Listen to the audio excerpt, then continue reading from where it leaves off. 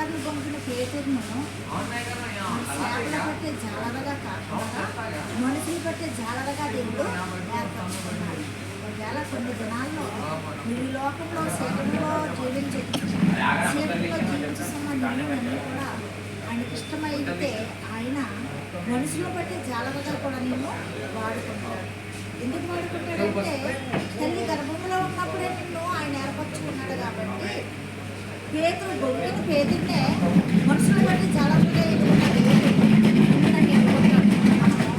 ఆయనకి ఇష్టలుగా జీవించినప్పుడు మన హృదయంలో మన తలంపులు ఆయనకు నచ్చినప్పుడు మన ప్రవర్తన ఆయనకు నచ్చినప్పుడు పేతురు బొమ్మిన పేతుర్ని ఏ రీతిగా అయితే వాడుకున్నాడో మనుషులను బట్టి జాలరగా అయ్యాక మనలను నిన్ను నన్ను కూడా ఆ రీతిగా ఎన్నుకుంటాడు. కాబట్టి ఏ సమయమైనప్పటికీ మనము యేసయ్య పిలిచినప్పుడు ఆ పిలుపుకు లోబడేవారుగా మనం ఉన్నప్పుడు పేతురును వాడుకున్నట్టు నిన్ను నన్ను కూడా వాడుకుంటాడు. ఈ యొక్క వాక్యం దేవుడు దీవించగాక. సబ్స్క్రైబ్ చేయండి, లైక్ కొట్టండి, షేర్ చేయండి. మా సేవ విషయంలో మీరు అందరూ